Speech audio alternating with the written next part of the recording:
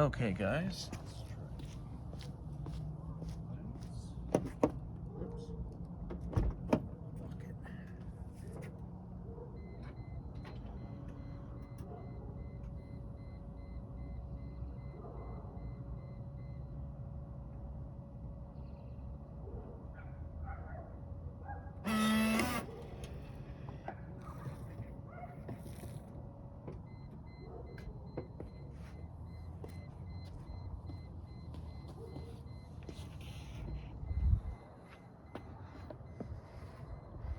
A little water coming from that. All right, let's just check out the rear lighting. Well, if I can get a good angle for it, yeah. Can't really see the third brake light in that angle.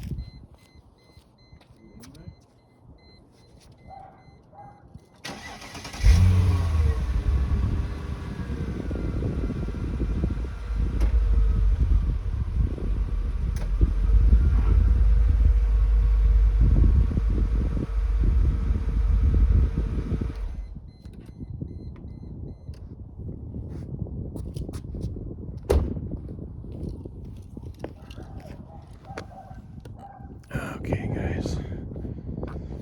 Okay, so let's show you a couple things first. Let's do the, let's see, I guess I could do the trunk. Well, is that the right button? Don't really ever use the trunk popper button. There we go. So, oftentimes, what's funny, what's easiest, is when you walk up to the car, you got a little CD player back there, by the way. It's just to push the button. If the car's unlocked, you just push it, open it up. So you do have a full-size monoblock spare tire in the back. Got kind of just a little area back there. Nice little handle to grab to close it. Let's come around. The doors do lock and unlock perfectly. So let's just go ahead and show you locking. And oh, you know what? That key fob doesn't work a lot. This other key fob works a lot better. So we'll lock the doors. There we go. Unlock it. And all of them work. Okay, let's do seat controls first.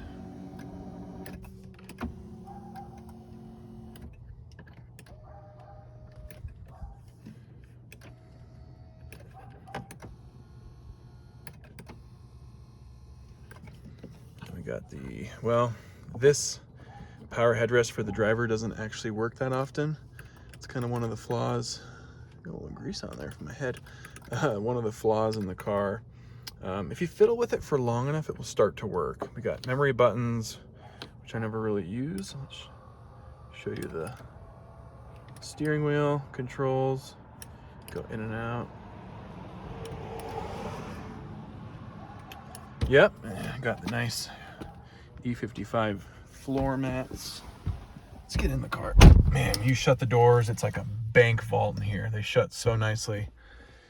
So let's show you some of the features in here. Actually, the car has 109,455 miles. This nice little valet key starts the car. The car will run and drive without any limitations. So I'll just put it to the second position so I can get the controls on. You got heated seats that work great. They actually heat up faster than any car I've ever owned. In about 30 seconds, you're hot. So really great there. There's the button we pushed earlier for the headlight washers. And then, oh man, I'll pop up the seats in a minute so we can show that folds down the rear headrests. This is the only unlock and lock button in the car, so I'll show you it working right there. You can see both of those working. Unlocks and lock the car by pushing the top part. There's the hazard lights, which work great. This is just showing you just different lights on in the car. Car has 0 warning lights on. I'll even finish turning on the car. That was a display oil level notification that came up. The only notification I have on right now is the washer fluid level is low. That's it though, so I'll just turn it to second position. You can just click the R to dismiss that. It will only come up when you start the car and turn off the car. So it won't come on during when you have the car. So tow mode, never had to use that, that's for sure. Got the heated seats over here as well. Got an aftermarket head unit, which works great. Does the job. You got USB port, headphone jack, and then we got the climate controls. Oh, the car's not even, I was like, why aren't they working? So I've got it on low, so we got some good AC going, some good cold air. I just have it on low, which after you go below 57, it just says low. You can go all the way up to, I think, 85, something like that. So yeah, really good AC. The interesting thing about this car, I don't know if it's a flaw or a quirk, these right two vents will instantly get pretty ice, get ice cold pretty instantly if on a hot day. These two vents, this vent and this other vent, they take a couple extra minutes to get really cold. They will all get ice cold. You'll have very cold AC on a hot day. Just the quirk of these two vents. It's not something I've ever cared about, really. So you've also got obviously the defrost, recirculating air. You got this air filter button, which is kind of nice because whenever I drive by the dump, which is not very far from my house, I actually push that button often because it stinks so bad, and it, like, within 1 or 2 seconds, it filters out the air. You stop smelling the outside stuff. So pretty nice. Don't really use the defroster, rear defroster button much, but then you could push these buttons to change where you want the air to go to. So let's see, we've got the traction control on and off button, which just puts on that triangle if you have the traction control off in the car. And then we've got the window controls. We got winter mode and summer mode, which never use winter mode. I don't drive this car in the snow or anything. So let's just show you the windows. Let me show you the back window as well. And they're all single touch. So even going back up is single touch. Pretty nice. So pretty sweet. And actually, while I'm here, let's show you the rear sunshade, which is a fun little party trick. I've never had issues with that. Just got to hold it down the whole time, up and down. All right. Other windows. So let's do driver's window. Then let's do the rear passenger window. Let's get those going. Back up. Let's show you the mirrors. So we got the controls right here for the mirrors. So the driver's one we'll do first. Got your little joystick you can use. Let's do that. And this will actually auto, when you put the car in reverse, it will automatically lower so you get a better view of the ground. And when we put the car back in drive, it will raise back up. Kind of a funny little feature of this car.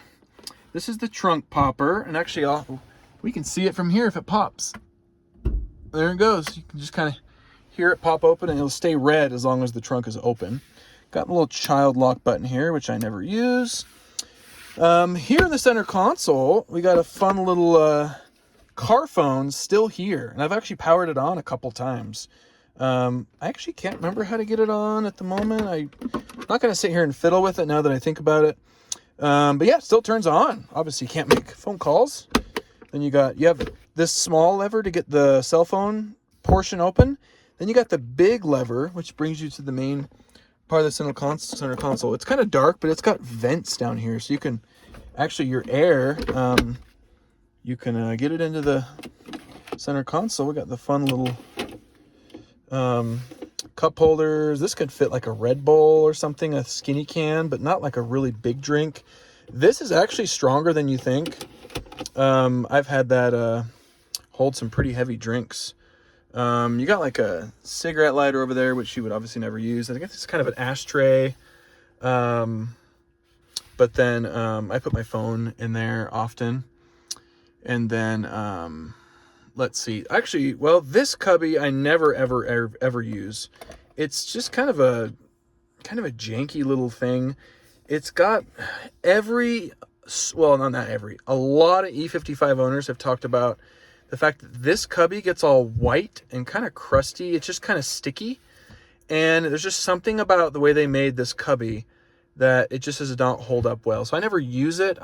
I'll clean it off a little bit before the sale, just so you guys know it's clean. And then sometimes you got to close it fast. Yeah, just kind of close it fast to get it to close. So that's just kind of looks sleek there with it closed. I don't use that. Glove box. We got 2 cup holders. Got the owner's manual. Obviously, you would never really probably use those cup holders. All the seat controls work fine over there, including the power headrest, which we'll go around and I'll show you. So let's go around to that side. And sorry, we've got like a low hum going on the video because I had the key turned to the second position.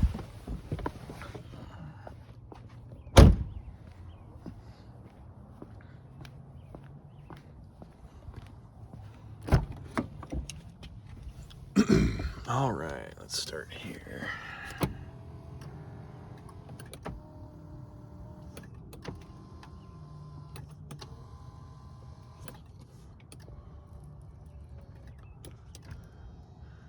Got the little AMG seatbelt covers, which are just Velcro. The last owner just put these on. You can just take them off if it's too much AMG for you. Really not a lot of other features around here. Let's show you the back seat. And these things, man, you close the door, open the door, man, there's nothing like it. So solid. So we got the middle armrest down here, which actually is kind of like a triple cup holder. And there's like a first aid kit in there that I've never really even looked for. So I'm guessing won't really have to use the first aid kit. We just got vents down there. Pretty featureless besides these little flaps for the seats. Oh, so let's show you guys this before I forget. Almost forgot. Let's get these up. So you have to manually raise these back up. And then the cool thing is I can probably reach the button from here. Oh no, that's up front. Nope.